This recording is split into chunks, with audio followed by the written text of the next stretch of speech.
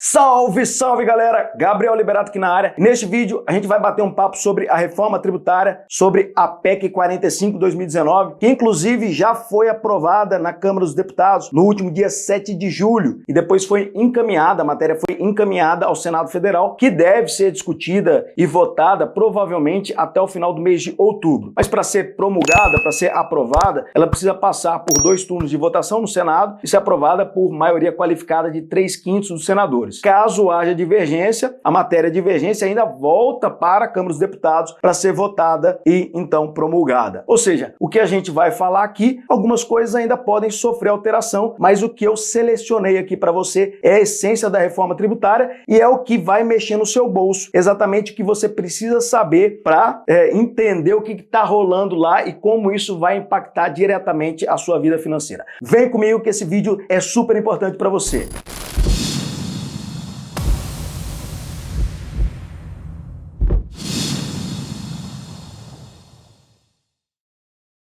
Olha, uma coisa é pacífica praticamente em toda a comunidade brasileira, seja de operadores do direito, especialistas em direito tributário, economistas, empresários, consumidores, contribuintes, uma coisa é pacífica. A legislação brasileira é extremamente complexa e o sistema tributário brasileiro precisa de uma reforma. Isso ninguém discute. Só para você ter uma ideia, legislação de ICMS. Cada estado tem o seu. Então temos 27 legislações de ICMS. Legislação de ISS, que é um imposto municipal. Nós temos mais de 5.000 municípios, ou seja, mais de 5.000 legislações diferentes. Legislação sobre PIS/COFINS tem mais de 800 artigos. A legislação sobre IPI tem mais de 400 páginas. Ou seja, é muita legislação, é muita possibilidade de interpretação diferente, o que aumenta as litigâncias, o que aumenta os processos administrativos e judiciais e geram um sistema extremamente burocrático, rígido e pouco eficiente. A reforma tem justamente esse objetivo de simplificar esse sistema tributário, de tornar ele mais simples, mais transparente. E é claro que isso tem um custo na nossa vida, um custo não apenas financeiro, mas um custo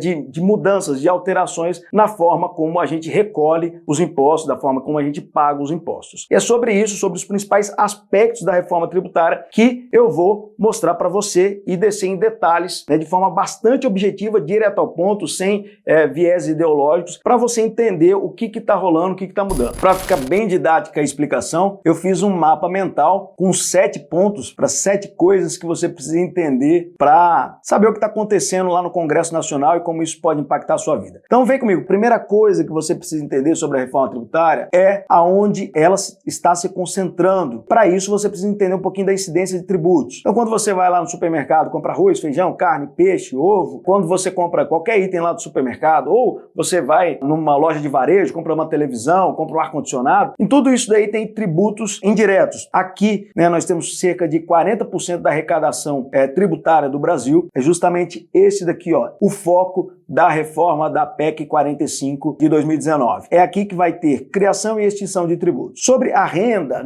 quanto você paga de imposto de renda, sobre quantas as empresas pagam de imposto de renda pessoa jurídica, quanto você na pessoa física paga de imposto de renda, sua alíquota, contribuição social sobre lucro líquido, imposto de renda sobre dividendos, fim de JCP, imposto sobre dividendos gerados ou rendimentos gerados por fundos imobiliários. Essas questões envolvendo a renda, elas fazem parte da segunda parte da reforma tributária que vai ser enviada ao Congresso Nacional após 180 dias da aprovação dessa primeira reforma da PEC 45. Então, vai ter reforma sobre a renda, mas é uma segunda parte, uma segunda etapa, não é o que está sendo discutido nesse momento na PEC 45. Também tem algumas coisas alterando tributos que incidem sobre o patrimônio. Por exemplo, IPVA, IPTU, se você tem uma casa, um imóvel, só para falar de 2 impostos incidentes sobre o patrimônio. E já tivemos alterações aqui também sobre o patrimônio dentro da PEC. IPVA agora pode incidir sobre veículos aquáticos, então se você tiver sua lancha, seu barquinho de final de semana, o jet ski, ou se você tem um iate, agora considere aí, já vai se preparando no seu planejamento aí para pagar o IPVA. Se você também tem um jato, é muito provável que você comece a pagar IPVA também. Sobre IPTU, agora facilitou para os prefeitos. Os prefeitos agora não precisam mandar uma lei lá para a Câmara Municipal para aprovar, para atualizar a base de cálculo, né, que é aquela planta baixa. Tem prefeitos ali que tinham uma oposição muito grande nas câmaras municipais, não conseguia aprovar essa legislação, aí a base de cálculo ficava desatualizada do IPTU, né? Isso é muito comum, principalmente em cidades do interior. E aí acaba ficando defasada a arrecadação da prefeitura. Agora o prefeito, por uma canetada por decreto, simples decreto, sem passar pela Câmara Municipal, sem passar pelo Parlamento Municipal, ele pode atualizar a base de cálculo do IPTU. Isso significa que você vai pagar mais IPTU daqui para frente. E o ICMD, que é o Imposto de Transmissão Causas Mortes, que incide sobre doações e também sobre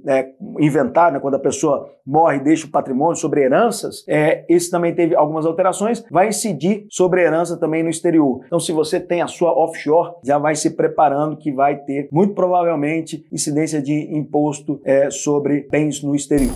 A segunda coisa que é muito importante você entender sobre a reforma tributária são os objetivos da reforma. E aqui o objetivo da reforma é simplificar o sistema tributário. O sistema tributário é muito complexo, como eu falei, e quando você simplifica o sistema tributário, você reduz a litigância, você reduz a discussão. Outro objetivo da reforma tributária é acabar com a guerra fiscal. E discutir, né, guerra fiscal, a gente precisa discutir sobre tributação na origem e no destino. E é justamente que a reforma tributária vem alterar. E um objetivo aqui, acredite você ou não é aumentar a carga tributária. Algumas alíquotas vão mudar, mas do ponto de vista de peso da carga tributária sobre o PIB, a ideia não é aumentar a carga tributária e a gente espera que isso realmente não ocorra. A terceira coisa que também é super importante que você precisa entender sobre a reforma tributária, que é novo desenho tributário. Como é que vai ficar o nosso sistema tributário? Olha, no Brasil, a gente criou o sistema IVA dual, né? O Imposto sobre Valor Agregado dual. Então nós temos a criação da contribuição sobre bens e serviços, o CBS, e o imposto sobre bens e serviços. Esse CBS, a contribuição, ela vai substituir. O que é a contribuição? O que o CBS vai substituir? Vai substituir IPI, né, o Imposto sobre Produtos Industrializados, vai substituir o PIS, Programa de Integração Social, e vai substituir a COFINS, que é a contribuição para o financiamento da Seguridade Social. Então, a CBS, Contribuição sobre Bens e Serviços, vai substituir o IPI, o PIS e o COFINS, e ela vai ser de competência federal. Vai ser de competência federal. Por outro lado, nós temos o Imposto de Bens e Serviços, o IBS. O IBS vai substituir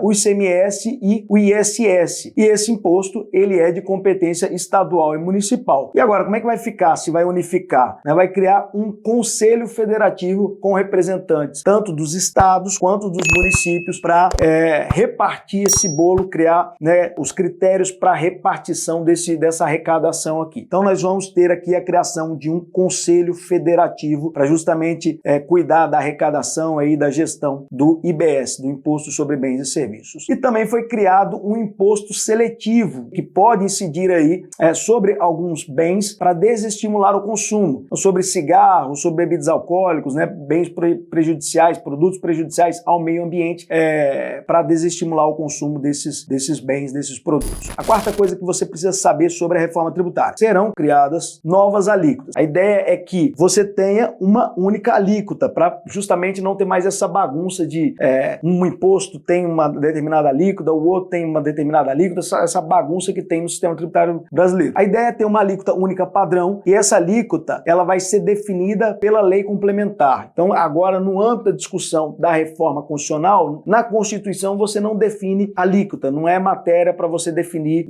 de forma tão rígida numa Constituição Federal. Você tem que definir isso em lei complementar. Então a quantidade, né, o tamanho dessa alíquota, o valor dessa alíquota, a gente só vai saber depois que for aprovada a lei complementar. Mas se estima que ela seja entre 28% a 30%. Vai ter uma alíquota padrão, mas também vai ter uma alíquota reduzida em 60% para alguns serviços e alguns produtos. Por exemplo, serviços de saúde, serviços de educação, medicamentos, produtos agropecuários, atividades artísticas, esses produtos, esses serviços, eles vão ter uma alíquota reduzida em até 60%. Alíquota zero, né, de CBS para produtos da cesta básica nacional. Então esses itens também é objeto de discussão. Quais itens que vão compor a cesta básica nacional? Nacional vai ser objeto de discussão lá na lei complementar. Então vai ter uma cesta básica nacional e nessa cesta básica, sobre os produtos da cesta básica, não vão incidir a contribuição sobre bens e serviços.